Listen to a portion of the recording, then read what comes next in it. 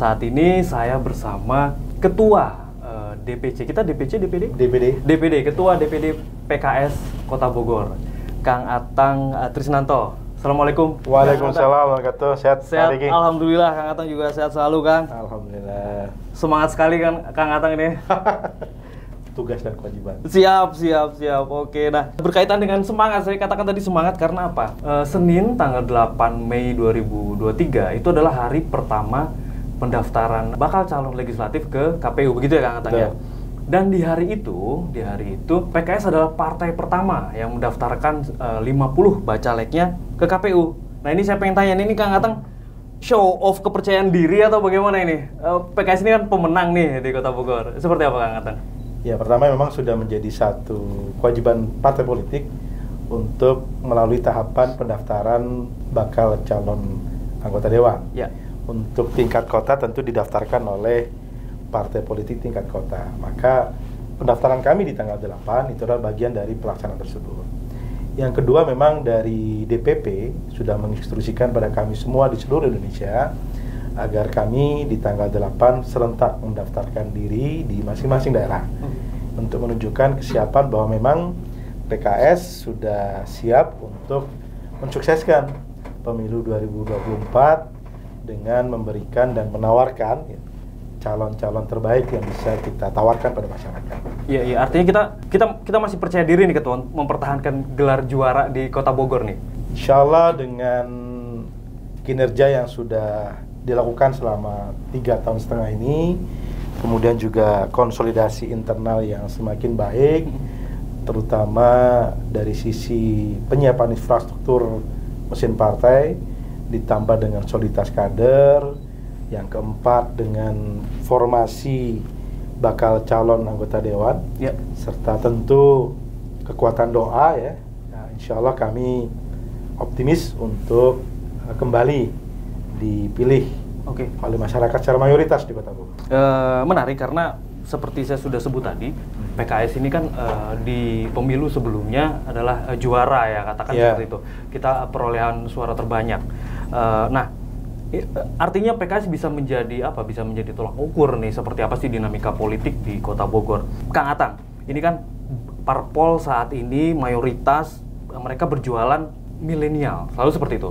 Nah, saya pengen tahu nih keterwakilan milenial di PKS seperti apa? Iya, konteks milenial di sini ini kan menjadi salah satu bahasan yang dibuat oleh partai politik hari ini karena dari konfigurasi pemilih hampir 40% adalah milenial.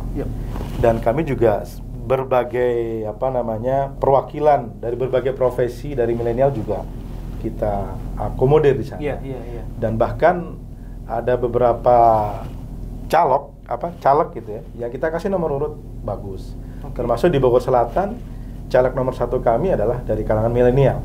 Yang itu adalah Sekum PKS Kota Bogor sendiri. Jadi buat kami menempatkan anak muda, menempatkan milenial, tidak hanya sebatas dia usia calon muda saja begitu ya, legislatif dan usia muda saja. Tapi kami memang berikan porsi kepercayaan lebih kepada mereka. Bayangkan posisi kedua ya, sekretaris umum itu adalah milenial. Nomor 1 itu juga milenial. Tapi juga alhamdulillah milenial dia sudah master ya, dan sebagainya. Makanya kemarin saya sampaikan di saat KPU memberikan kesempatan konferensi pers, 30% formasi BCAD PKS untuk DPRD Kota Bogor itu lulusan S2 dan S3. Baru saya mau tanya milenial, tapi kemudian milenial yang seperti apa dulu kan begitu ya? Tapi kemudian ada yang sudah lulusan S2, S3 begitu? Iya betul, jadi formasi kita begitu 30% S2, S3 dari berbagai macam latar belakang profesi ya, baik itu tokoh masyarakat, kemudian tokoh NGO ya, kemudian juga penggiat lingkungan, ada juga tadi penggiat anak muda, entrepreneur gitu ya. Kemudian ada juga dari purnawirawan TNI, ada juga dari mantan birokrat yang sudah pensiun ya. Ada juga tokoh pendidikan, tokoh PAUD, tokoh agama dan sebagainya. Jadi semuanya ada sebagai bagian dari kita ingin menjawab bahwa kalau seandainya PKS diberikan kepercayaan untuk mengisi parlemen, kita bisa memenuhi ekspektasi masyarakat. Semua bidang itu ada ahlinya masing-masing gitu. Oke. Karena kan di DPRD itu kan ada 4 komisi, Ya. 1, 2, 3, 4, masing-masing ada bidang-bidangnya. Kami ingin bahwa nanti yang masuk ke sana itu memang sudah ahli dari bidang masing-masing. Ya. Mereka tahu isunya, mereka tahu akar masalah yang ada di masyarakat. Karena mereka praktisi di lapangan, mereka punya gambaran solusinya seperti apa begitu. Ya. Sehingga dengan 3 pertimbangan yang kami buat waktu itu, pertama adalah kapasitas, kedua kapabilitas, ketiga integritas, yang semuanya itu bisa dilihat dari rekam jejak, maka insya Allah ini yang kita tawarkan. Kapasitasnya mampu gak sih mereka memikirkan sesuatu yang kompleks gitu, Iya. cara pikir dan segala macam. Oh, itu bisa dilihat dari rekam jejak mereka dalam bidang pendidikan, mereka seperti apa. Kapabilitasnya, apakah mereka punya kemampuan untuk berkomunikasi, kemampuan untuk berinteraksi, kemampuan untuk mensintesa pemikiran, gagasan. Itu bisa dilihat dari kiprahnya mereka selama ini. Oke. Dari bidang militer, oh ternyata pernah memimpin misi penting buat negara. Iya. Di birokrat pernah menyelesaikan berbagai program pembangunan. Di entrepreneur muda, dia masih muda tapi bisa mempekerjakan banyak orang, terutama di bidang pertanian gitu ya. Oke. Bidang pertanian adalah sesuatu yang mungkin bagi sebagian orang selama ini dipinggirkan, tapi justru penting kan? Betul.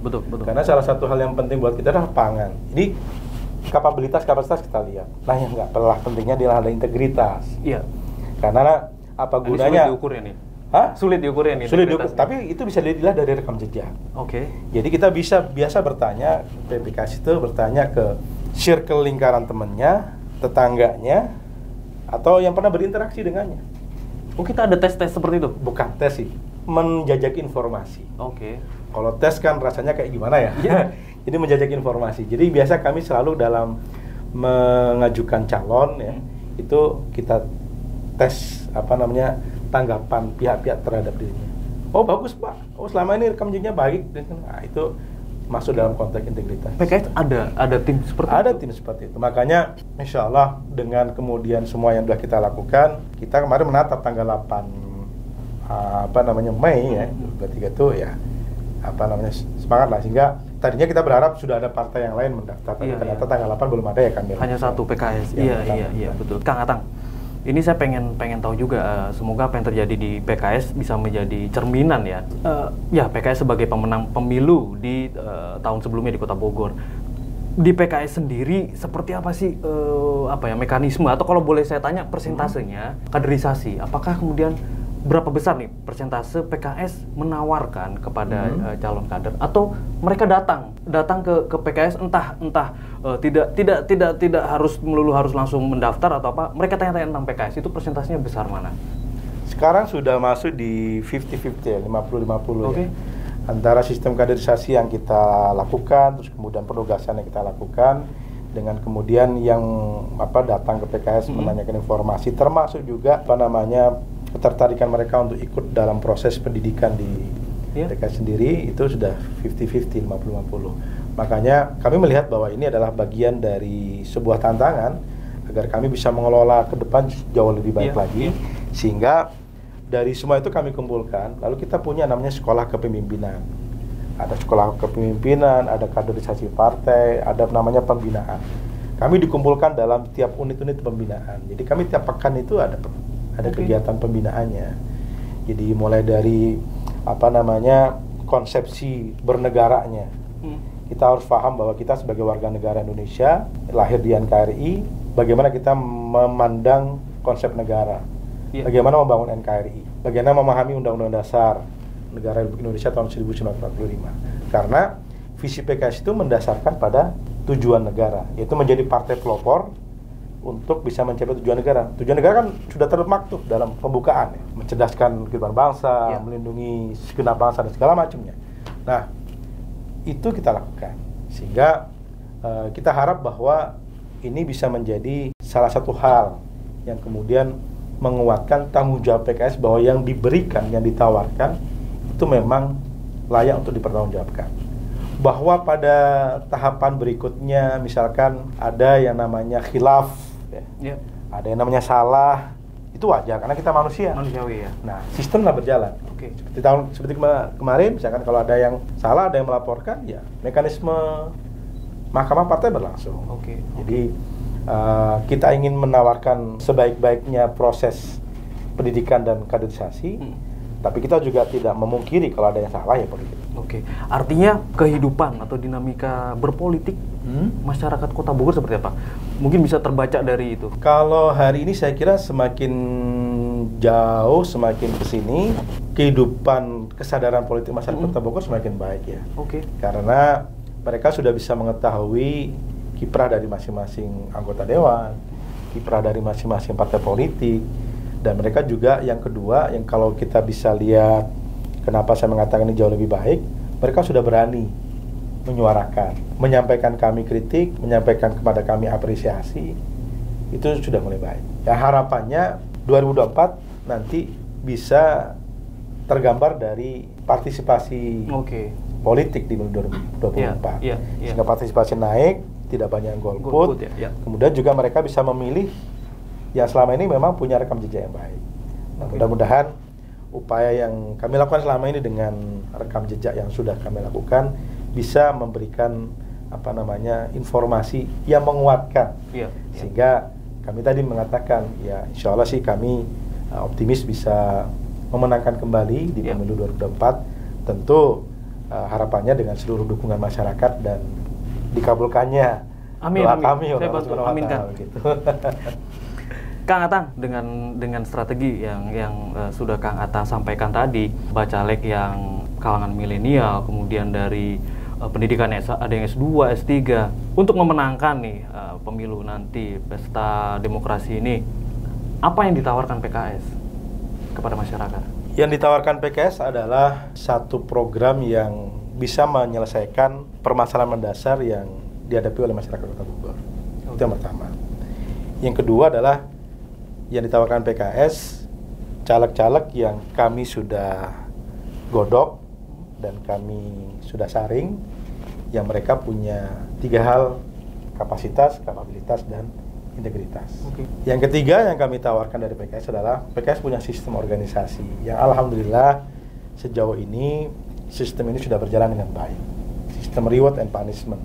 Artinya kalau misalkan ada pejabat publik kami, anggota dewan kami yang dilihat kurang aspiratif, kurang amanah, masyarakat bisa menyampaikan pada PKS dan kami punya sistem untuk memperbaiki itu.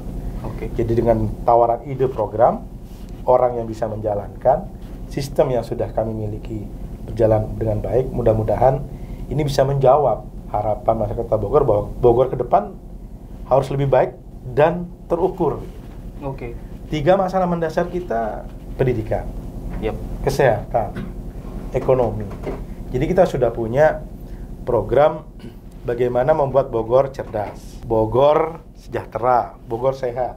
Yang keempat, jangan lupa ada tambahan lagi yang kami sudah coba masukkan setelah kami melihat 5 tahun ini seperti apa. Itu Bogor nyaman. Bogor nyaman. Bogor nyaman itu dari sisi infrastruktur, penataan kota dan lain sebagainya. Sehingga apa yang sudah dilakukan oleh pemerintah hari ini kita teruskan, apa yang belum dilakukan kita adakan. Ini programnya. Karena kenyamanan masyarakat itu tidak hanya dilihat dari sisi fisik, walaupun itu penting. Namun kenyamanan hidup masyarakat itu harus bisa dilihat dari indeks kebahagiaan. Happiness of index. Semua fasilitas ada, fisik ada, tapi kalau kebahagiaannya, kita pernah ada survei itu ya? Survei secara ilmiah mungkin perlu kita lakukan.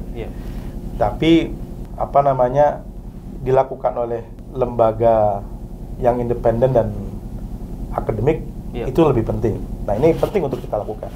Jadi indeks tidak hanya melulu mengetahui tentang hari ini IPM yang bisa dilihat dari 3 hal yang tadi saya sampaikan. Keterjangkauan pendidikan, kesehatan dan juga kesehatan angka harapan hidup sama daya beli, tapi index of happiness gitu. Kebahagiaan itu adalah ketika mereka merasa bahwa anaknya butuh sekolah, orang tua mudah untuk menyekolahkan. Jika mereka butuh layanan kesehatan, mereka nggak kesulitan untuk mendapatkan fasilitas kesehatan. Ya. Mereka ingin terpenuhi pangannya, mereka juga nggak kesulitan. Jadi itu yang pertama. Yang kedua, bagaimana membangun persaudaraan, brotherhood. Nah, selama ini kita sudah dibuktikan kan oleh sebuah momen ketika pandemi COVID, Iya. ketika ada bencana, warga Bogor tuh guyup, mudah sekali untuk berbagi. Iya, iya. Radar Bogor juga sudah Siap. menjadi pionernya ketika COVID, pengadaan oksigen, Ya. ya. Kemudian berbagai gerakan lain, gampang kan? Cuman bagaimana kalau ini bisa lembagakan, tidak hanya sekedar pada saat itu Iya, dulu ya. iya. Nah itu indeks awareness bisa kita lakukan. Saya pengen ke PR Kota Bogor lagi, tapi nanti saya pengen tanya dulu. Kemudian setelah Kang Atang tadi sampaikan, ini loh yang ditawarkan oleh PKS. Program, orangnya, sistemnya. Oke. Kemudian ada pertanyaan balik nih. Apa yang kemudian sudah dilakukan oleh PKS selama ini? Ya, selama kami Boleh konkret? di DPRD kemarin. Ya. Ini kan baru pertama kalinya PKS mendapatkan kesempatan sebagai ketua dewan. Meskipun dewan itu adalah resultante dari semua warna politik. Saya nggak mengatakan bahwa ini hanya kerja PKS, tapi kerja semuanya. PKS, Gerindra, PDIP, Golkar, dan seterusnya. Namun kepemimpinan mayoritas itu juga berpengaruh. Bisa ditanyakan pada masyarakat DPRD hari ini seperti apa. Dari berbagai penilaian yang ada, mereka merasakan DPRD hari ini bisa lebih terbuka. Rapatnya tepat waktu. Misalnya lagi konkretnya apa? Kami banyak mengeluarkan perda-perda yang konkret. Perda tentang pelindungan disabilitas. Oke, sudah ada itu ya? Sudah ada, dan bahkan saya sendiri waktu itu langsung menginisiasi pada saat rapat Banggar, anggaran untuk disabilitas kita naikkan 8 kali lipat. Kemudian ada lagi terkait program penebusan ijazah tertunggak. Ternyata Kang Riki, kalau kita turun ke masyarakat, mereka tuh banyak warga yang ijazahnya tuh ditahan. Gitu. Sementara mereka betul kerja, mereka betul. Nah, kita inisiasi, DPRD membuat program penebusan ijazah tertunggak, kemudian disepakati oleh pemerintah kota. Alhamdulillah selama 3 tahun ini sudah berjalan. Ini tahun keempat. Oke. Ya.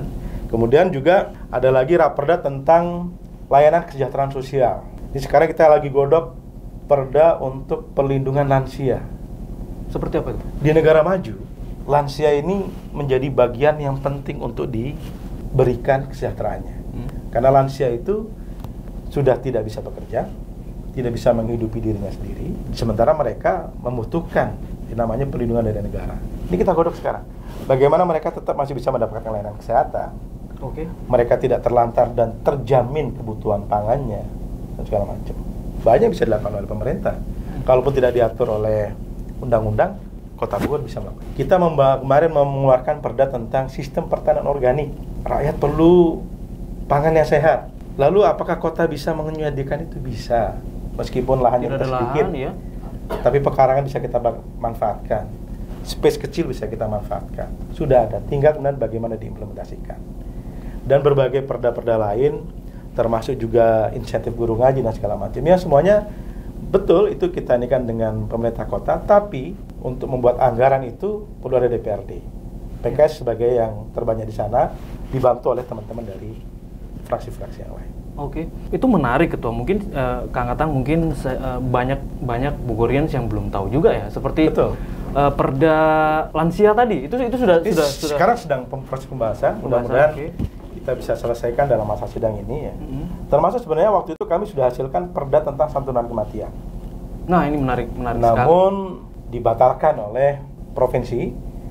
Karena dianggap cukup diatur dalam peraturan kepala daerah. Padahal santunan kematian ini penting. Kenapa? Kami di PKS punya layanan armada ambulan itu 4 unit. Kota Bogor ya? Kota Bogor. Ada satu peristiwa menarik ketika kami diminta untuk mengantarkan jenazah ke Jawa Timur, ke Jawa Tengah. Selalu kita tanya keluarganya, kenapa harus dibawa jauh-jauh?